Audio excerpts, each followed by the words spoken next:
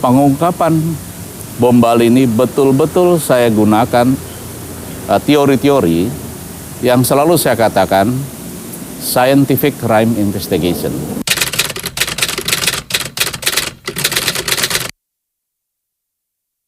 Kalau tidak ada sesuatu yang bisa diangkat menjadi isu global. Nah, isu global itu adalah ketidakadilan.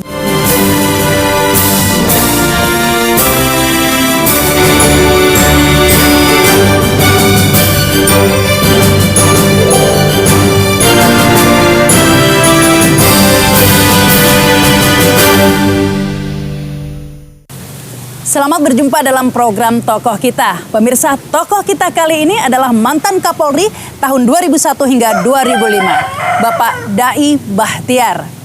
Tentu kita ingat ya, apa saja kasus-kasus besar yang sudah berhasil diselesaikan di masa kepemimpinannya, mulai dari konflik Poso hingga bom Bali. Apa kiprahnya sekarang? Langsung saja kita berbincang dengan Bapak Dai Bahtiar. Assalamualaikum, Pak Dai. Aduh, terima kasih nih sudah diterima di sini. Ya, terima kasih, sama juga. Luar biasa, rumahnya asri sekali nih Pak ya? Oh iya, alhamdulillah.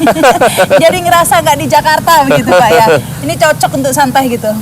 Terima kasih. Ini memang pinggiran Jakarta, tapi daerah selatan kan. Iya. Baik, kita nih pas sekali kalau ngobrol-ngobrol di sini ya Pak Dai ya. Terima kasih sudah diterima. Tentunya kita ingin tahu ya, setelah mungkin beberapa lama ini orang tidak menangkap begitu apa saja ini yang dilakukan Pak Dai.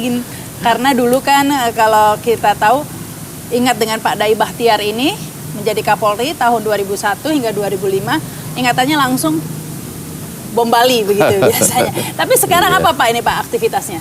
Iya, pertama kesibukan tentu di rumah ya. Saya menikmati di rumah karena sekarang sudah cucu gitu ya, ada yang besar, ada yang kecil. Jadi kalau hari-hari tentu salah satunya adalah bertemu dengan cucu-cucu ini. Ngomong cucu nih ya? Ya, MC. Ngomong cucu. Berikutnya saya memang juga masih ada kegiatan di luar. Seperti saya memberi kuliah umum, baik di beberapa pendidikan Polri ya. Di PTIK ya Pak ya? Ada di PTIK, ada di Lembang, sekolah pimpinan di Lembang, Bandung. Juga ada di beberapa universitas, saya memberikan kuliah umum. Dan memang kebetulan saya kan mendapat profesor dari Edith Cowan University, Perth, Australia Barat. Sehingga saya tentu berkewajiban harus memberi kuliah gitu ya. Termasuk juga ya, termasuk juga di Australia itu sendiri di Edith Cowan gitu. Saya juga menyampaikan. Jadi dan juga ada beberapa teman yang minta bantu, saya membantu di usahanya gitu. Itu kesibukan saya. Jadi ya masih sibuk lah, apalagi kan sibuk sekali sih enggak. Saya dengar juga ada punya sekolah juga ya Pak Dai di Semarang kalau nggak salah ya. Iya, itu punya negara ya, punya Polri, tetapi saya yang ikut mendirikan gitu ya tahun 2004 itu, Juli 2004. Karena begini, namanya di sana GCLEC gitu ya.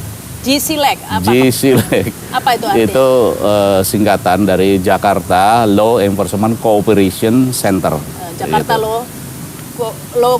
Enforcement Cooperation Center. Cooperation Center.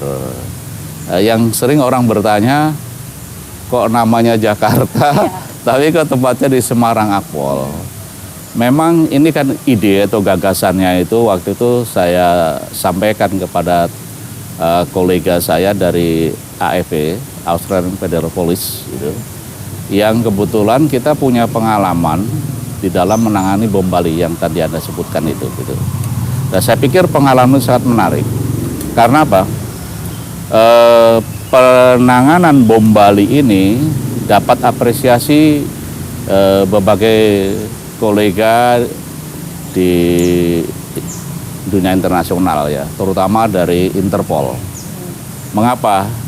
Karena bom yang sebesar itu setelah peristiwa di Amerika itu berhasil diungkapkan dan berhasil menangkap pelaku-pelakunya yang kemudian akan terus dibawa kepada proses peradilan. Dalam waktu yang tidak terlalu lama ya, 1 bulan kalau tidak salah. Itu memang ya ada menarik dulu ceritanya itu. Kapolda Bali waktu itu ditanya oleh media gitu, wartawan, bahwa Anda sanggup berapa menyelesaikan? 1 bulan. Saya kaget juga. Karena ini berani benar ini Kapolda mengatakan 1 bulan. Tapi saya jawab ya, itu adalah keinginan, motivasi, semangat kita untuk segera bisa menyelesaikan. Alhamdulillah memang. Tapi yang perlu dicatat bahwa pengungkapan bom Bali ini betul-betul saya gunakan teori-teori yang selalu saya katakan scientific crime investigation. Mengapa scientific crime investigation? Karena saya betul-betul melalui satu pengolahan TKP. Ya. Kalau kita mendengarkan informasi dari berbagai pihak itu dari luar, macam-macam, dan saya menjadi bingung gitu. Bahkan ada yang mengatakan tokoh nasional nih ya waktu melihat bom Bali itu bukan bom biasa, itu mikronuklir. Ya tentu kalau bicara nuklir bukan perorangan, Mbak, ini suatu kekuasaan, satu kelompok, bahkan suatu negara kan gitu. Tapi saya akan tetap mulai dari tempat kejadian perkara, atau orang selalu mengenal, sekarang umum juga sudah mengenal apa itu namanya TKP kan. Nah di TKP itulah saya terus mengolah, dan itulah kita menemukan bagian-bagian atau bekas yang nantinya kita bisa hubungkan, karena kita sudah mendeteksi bahwa ini merupakan bom mobil gitu. Jadi yang harus kita cari adalah bagian-bagian mobil. Sebab mobil itu punya identifikasi. Ya, ada nomor rangka, ada nomor mesin gitu. Itu yang kita cari gitu. Ternyata setelah kita temukan nomor rangka dan nomor mesin itu, rupanya si pelaku ini sudah tahu bahwa itu akan dicari ya. Dan sudah digerinda. Jadi sudah diratakan nomor-nomor itu dari pabrik itu. Nah persoalannya kita bisa secara teknik ya, metalurgi itu bisa diangkat, nomor itu bisa muncul. Tetapi persoalannya sulit didetek antara 3 angka. Angka 0, angka 3, dan angka 8. Karakteristiknya sama. Sehingga kita untuk menentukan 3 nomor ini akan meribet ribuan kendaraan, kemungkinan dari kendaraan itu sulit, sehingga kita olah lagi. Alhamdulillah waktu itu kami menemukan yaitu satu stempel untuk kir mobil ya, yang dikeluarkan bukan oleh Polri, yaitu oleh LLJR setempat. Nah dari kir itu rupanya terpental dan tidak hancur. Makanya kan dalilnya kan mengatakan bahwa tidak ada kejahatan yang sempurna gitu. Itulah kita temukan. Nah dari situ kita lacak gitu ya. Akhirnya sampai menemu mobil yang dipakai Amrozi itu ya, itu adalah sudah pemilik yang ke-6 Amrozi itu. Jadi kita telusuri dari Bali terus pindah dibeli orang Surabaya dan akhirnya sampai di tempat Trenggulun itu. Jadi begitu panjang perjalanan. Nah mulai dari situlah terus kita bertemu dengan Amrozi.